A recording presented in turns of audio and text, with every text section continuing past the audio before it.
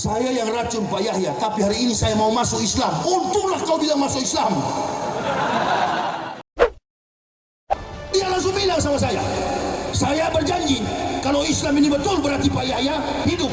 Tapi kalau Pak Yahya mati, berarti Islam ini nggak benar.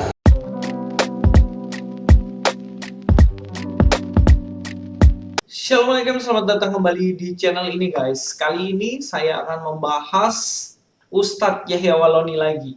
Jadi setelah kemarin saya bahas di mana beliau ini katanya sakit dan opname sesak nafas.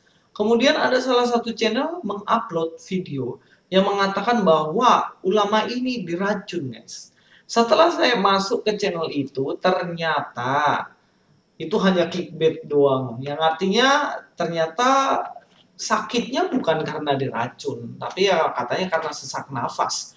Nggak tahu itu karena virus kah atau karena apapun itu saya nggak tahu. Tapi yang jelas video tentang Yahya Wahloni yang katanya diracun itu adalah video yang lama.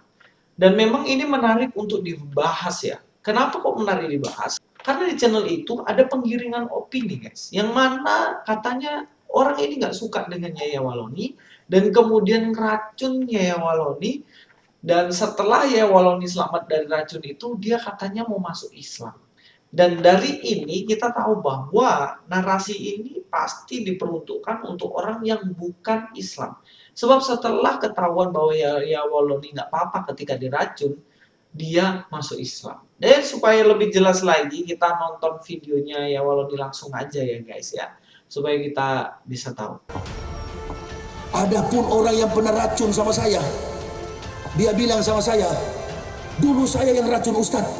Masya Allah, pantas saya pulang di rumah sampai kuping saya keluar darah, hidung saya keluar darah, tinggal minum santan. Besok saya datang kembali di dealer mobil Suzuki, dia ngomong sama saya yang racun Pak Yahya, tapi hari ini saya mau masuk Islam. Untunglah kau bilang masuk Islam.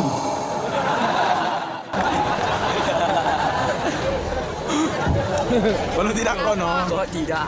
Apa kesaksian dia? Sebenarnya Pak, racun itu hanya memakan waktu 1 jam. Tapi kok sampai hari ini Bapak masih hidup? Wa ma kana li nafsin an tamutu illa bi idznillah, kitab muajjalah. Tidak ada yang bernyawa di dunia ini akan mati kecuali izin sebagaimana waktu yang sudah ditetapkan. Jadi antum nggak usah takut dengan mati, akan terjadi, pasti itu. Pasti.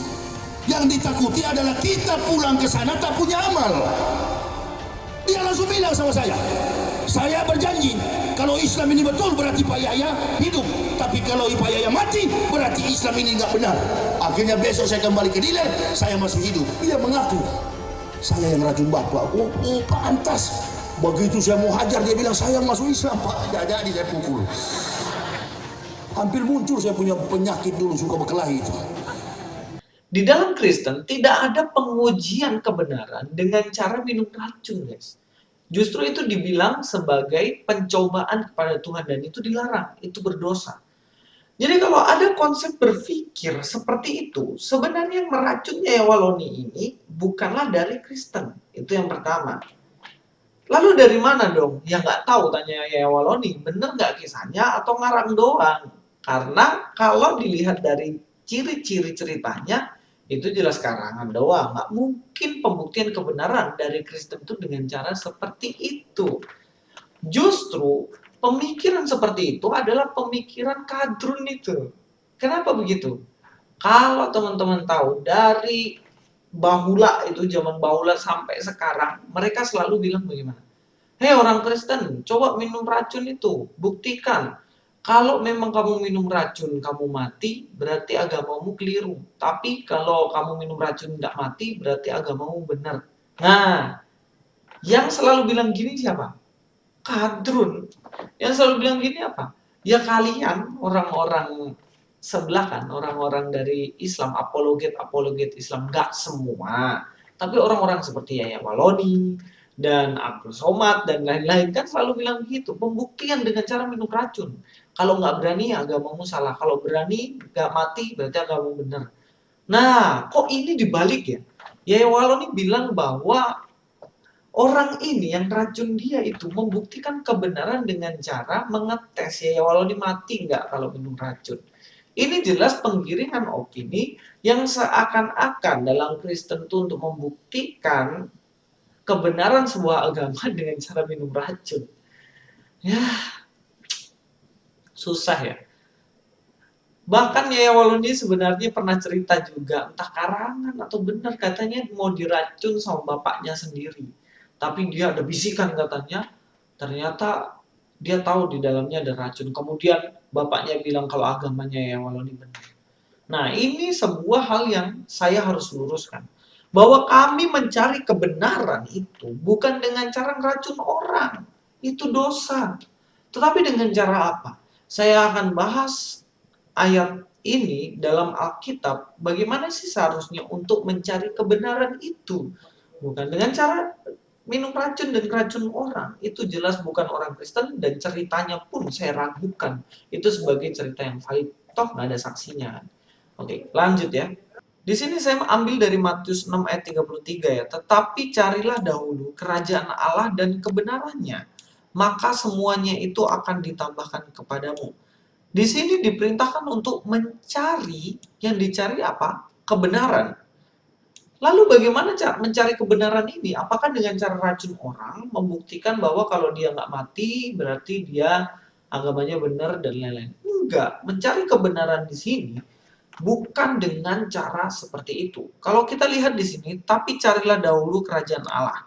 Kalau dalam bahasa Yunaninya, di sini dikatakan ZTT de proton ten basileian. Basileian ini artinya kerajaan ya, kingdom. Basileian ini bisa dipakai juga kerajaan Romawi dan lain-lain. Tapi di sini ternyata Basileian ini memakai Teu. Kalau ada belakang O, di belakangnya kayak gini, di belakangnya berarti itu milik. Jadi Basilean ini adalah miliknya Tuhan. Kita diwajibkan di sini untuk mencari kerajaannya Tuhan dalam kekristenan, bukan meracun orang. Mencari kerajaannya Tuhan dan dikatakan kebenaran. Kebenaran sendiri, teman-teman, dalam bahasa Yunani-nya dikatakan kaiten dikaiosunen. Dikaiosunen dalam bahasa Inggrisnya righteousness. Nah, nih, righteousness ini memiliki arti dalam kamusnya seperti ini. Dikaiosune dalam arti luas, keadaan dia yang seharusnya kebenaran, kondisi yang diterima oleh Tuhan. Yang artinya adalah dikaiosune itu kondisi manusia di mana sesuai dengan apa yang Tuhan kehendaki. Di sini sendiri saya mau menganalisa tentang kata dikaiosune. Kalau kita lihat di sini ya, dikaiosune dia di sini kita lihat ya, dikaiosune. Bagaimana dikaiosune ini adalah noun akusatif feminim singular. Dan artinya itu ada beberapa. Kalau kita lihat dikaiosune sini, righteousness, uprightness, dia berarti sebuah kebenaran. Kalau kita lihat dalam Matius 5 ayat 6, kita akan lihat situ. Dikaiosune dalam arti teks ini adalah berbahagialah orang yang lapar dan haus akan kebenaran. Sama, kebenaran, atau kalau di sini berbahagialah orang yang rindu melakukan kehendak Allah. Lebih tepatnya kepada kehendak Allah, seperti yang saya katakan tadi. Dikaiosune ini berarti sesuatu yang dikenan oleh Allah. Manusia melakukan kehendak Allah berarti dia sudah mendapatkan namanya dikaiosune. Selain itu juga saya ambil contoh juga dalam Kisah Para Rasul 17 ayat 31 dikatakan di sini juga memakai kata dikaiosune. Dikatakan karena ia telah menetapkan suatu hari pada waktu di mana ia dengan adil akan menghakimi dunia. Jadi dikaiosune di sini diartikan adil, keadilan dikaiosune. Inilah yang dimaksud dengan dikaiosune. Selanjutnya, kalau kita lihat di sini ya, dikatakan dalam Roma 1 ayat 17, saya ambil lagi contohnya kata dikaiosune di sini. Di awal kata ini sudah dikaiosune, yang artinya sebab dengan kabar baik itu Allah menunjukkan bagaimana caranya. Oh, di sini dengan kabar baik, di dalam kabar baik itu, sesuatu yang baik itu juga dikaiosune. Dan juga dikatakan adil dikaiosune, benar dikaiosune. Jadi kalau membicarakan mengenai dikaiosune, teman-teman, kita nggak bisa mencari kebenaran dengan cara hal yang bertentangan dengan makna dari kebenaran itu sendiri. Itulah kenapa orang Kristen itu dilarang untuk ngetes Tuhan. Ya, saya berdiri di jalan raya, berdiri di situ, nanti saya percaya Tuhan pasti akan tolong. Nanti ada truk lewat pun nggak apa-apa. Nanti pasti ditabrak truk pun nggak mati, karena Tuhan pasti akan tolong. Apakah mencari kebenaran dengan cara itu? Apakah dengan begitu kalau saya mati ditabrak berarti agama saya nggak benar? Kemudian kalau saya hidup ketika ditabrak maka agama saya benar. Apakah dengan seperti itu?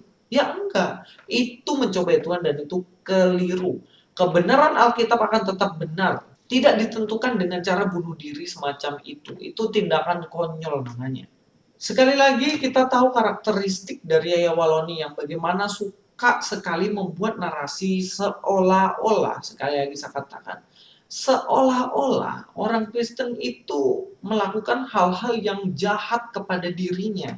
Dulu pernah mengatakan takutnya dokter nanti suntik mati saya, terus juga dikatakan bagaimana anak orang Kristen ini meracun saya, dan dikatakan di sini bagaimana ada orang racun saya dan kemudian orang itu masuk Islam karena saya nggak mati dan lain-lain. Nah, omong kosong seperti ini, teman-teman, jangan mudah dipercaya. Hal provokasi semacam ini berusaha untuk menjelekkan agama dia yang sebelumnya. Padahal dalam kekristenan kita jelas tidak boleh melakukan seperti itu. Boleh menguji kebenaran Alkitab dengan cara yang benar. Maka kita harus mencari kebenaran yang hakiki, yaitu kebenaran yang hanya dalam Yesus, yaitu aletheia, di dalam Tuhan saja. Manusia hanya memiliki kebenaran di kayu salib, teman-teman. Yang mana kita benar karena kita hidup sesuai dengan kehendak Tuhan. Sampai di sini dulu, Luis Prasetyo, God be with you all.